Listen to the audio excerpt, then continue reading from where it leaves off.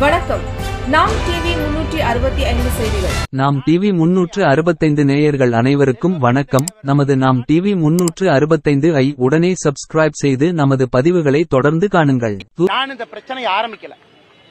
செல்வ பெருந்தகை அவர்கள் 2 நாட்களுக்கு முன்பு பத்திரிகை நண்பர்களை பார்த்து பிஜேபியில ரவுடி சேர்றாங்கனார். அப்ப செல்வ பெருந்தகை அவர்களுடைய வரலாறை சொல்ல வேண்டிய கட்டாயம் எனக்கு இருக்கு. இந்தியால காங்கிரஸ் கட்சியை பாருங்க, 1885 ஆரம்பிச்ச கட்சி. எங்கேயாச்சும் ஒரு இடத்துல குண்டாஸ் ஆக்ட்ல கைது செய்யப்பட்டு சிறையிலிருந்து வெளியே வந்த ஒருவர் காங்கிரஸ் கட்சியினுடைய மாநில தலைவரா இருக்கிறாருன்னு இந்தியா முழுவதும் பாருங்க, தமிழ்நாட்டில் மட்டும்தான். ஆடிட்டர் பாண்டியனுடைய கொலை வழக்கு எல்லோருக்குமே தெரியும். அங்க செல்வ பெருந்தகை அவர்களை கைது செய்ய போகும்பொழுது குதிச்சு காலை உடைச்சுக்கிட்டது எல்லாத்துக்கும் தெரியும். இன்னைக்கு பசுந்தோல் போத்திய புலியாக நான் காந்தி வழியில வந்தேன், நான் நல்லவன் சொல்லும் பொழுது வேறு வழி இல்லாமல் எல்லா கேஸையும் வெளியிட வேண்டிய காரணம் நிர்பந்தம். இன்னொரு பக்கம் RSS போட்ட வழக்கு இங்க பாருங்க, அவர் மீது குண்டாஸ் ஆக்ட் சட்டம் போட்டது மாண்புமிகு புரட்சி தலைவி அம்மா செல்வி ஜெயலலிதா அவர்கள். அவர்களுடைய ஆட்சி காலத்தில் இங்கே குண்டாஸ் ஆக்டினுடைய சட்டம் இங்கே போடப்பட்டது. ஆனா இன்னைக்கு எவ்வளவு சூப்பரா சொல்றாங்கன்னா, இதுக்கு RSS காரணமா, மத்திய அரசு காரணமா, ஒரு CBI கேஸ் இருக்கு, prevention of money laundering act case இருக்கு, 307 இருக்கு, இதே போன்ற பல வழக்குகள். குண்டா சட்டத்தில் உள்ள போனவங்க, நான் சொல்வது நேர்மையா பேசுங்க.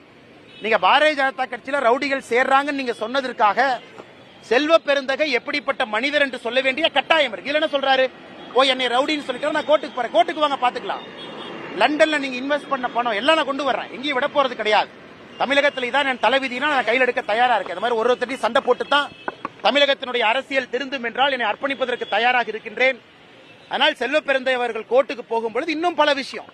ரிசர்வ் பேங்க் ஆஃப் இந்தியால கடைநடை ஊழியனாக இருந்த செல்வ பெருந்தகை அவர்கள் இன்னைக்கு லண்டன்ல என்னெல்லாம் வாங்கியிருக்காங்க, அவருடைய மனைவி பேர்ல என்ன இருக்கு, எவ்வளவு பெருந்தொகை கைமாறி இருக்கு, ஆடிட்டர் பாண்டியன் அவர்கள் வழக்கில் எதற்காக கொலை செய்யப்பட்டார், எதற்காக அவங்க மாத்தி கோர்ட்ல மாத்தி சொன்னாங்க, அது எல்லாத்தையும் நம்ம பேசுவோம். தமிழக மக்கள் இதை தெரிஞ்சுக்கணும்.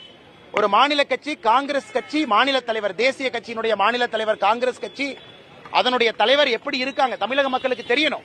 மாநில கட்சிகளுடைய தலைவர்கள் எப்படி இருக்காங்க மக்களுக்கு தெரியணும். அதுக்கு தான் மக்கள் ஓட்டு போடணும்.